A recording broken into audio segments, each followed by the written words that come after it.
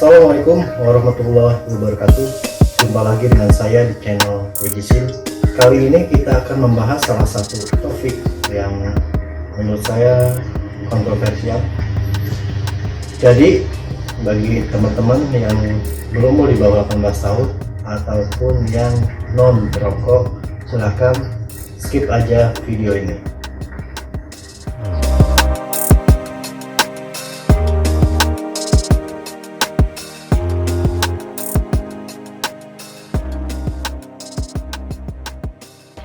Nah, selayaknya kita sebagai warga negara Indonesia sudah tidak asing lagi dengan salah satu slogan yang terdapat di setiap bungkus rokok ya, yaitu merokok dapat membunuh. Pesan ini lebih mirip sebagai dogma yang harus diyakini kebenarannya. Kalau membaca peringatan ini seolah-olah bagi yang merokok langsung mati gitu ya. Namun demikian, jangan terburu-buru untuk menarik kesimpulan. Betul, memang di setiap batang rokok terdapat zat-zat negatif, seperti misalkan nikotin. Namun demikian, bukan berarti zat negatif tersebut tidak dapat dinetralisir. Belum lagi, banyak fakta ahli hisap tembakau yang berumur panjang.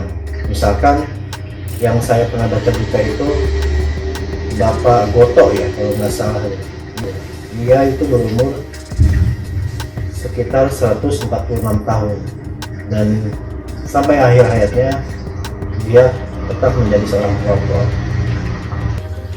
Selain slogan tadi, ada lagi satu peringatan yang sudah tidak asing juga bagi kita, yaitu merokok dapat mengakibatkan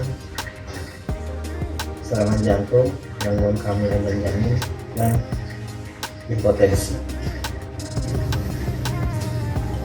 Tapi fakta di lapangan, ternyata yang memiliki gangguan tersebut bukan hanya para perokok saja. Sebetulnya penyakit-penyakit tersebut banyak sekali penyebabnya, namun salah satunya adalah dari rokok. Sebetulnya banyak sekali faktor-faktor yang membentuk suatu penyakit, jadi bukan hanya rokok ya.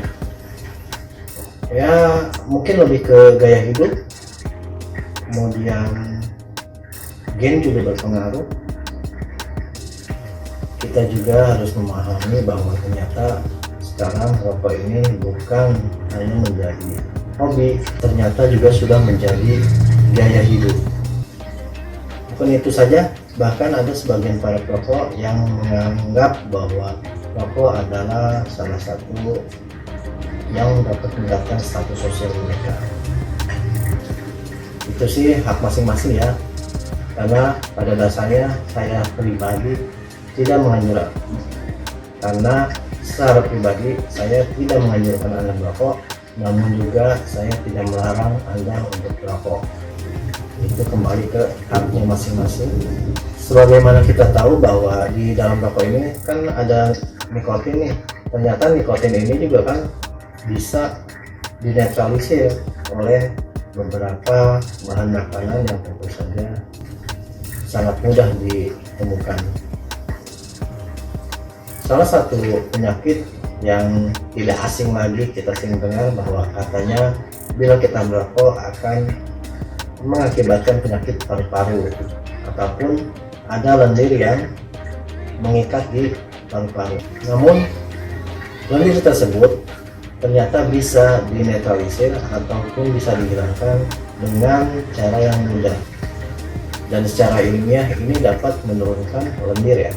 Makanan tersebut adalah makanan yang banyak mengandung omega 3. Nah, omega 3 ini banyak terdapat pada hewan-hewan yang hidupnya di lautan.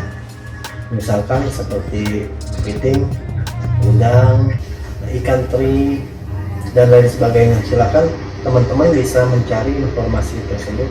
Banyak omega 3 ini juga ada yang banyak terdapat di daratan. Contohnya adalah sayuran hijau dan kacang-kacangan. Karena ternyata secara ilmiah sayuran dan hewan-hewan tersebut secara ilmiah bisa menurunkan lendir dalam paru-paru. Kemudian teman-teman juga bisa dikombinasikan dengan beberapa sayuran yang mengandung antioksidan seperti misalkan kedelai atau makanan yang mengandung kedelai, susu kedelai juga bisa, tempe, tahu, dan yang lain-lainnya, karena makanan tersebut bisa menyerap racun di dalam tubuh kita.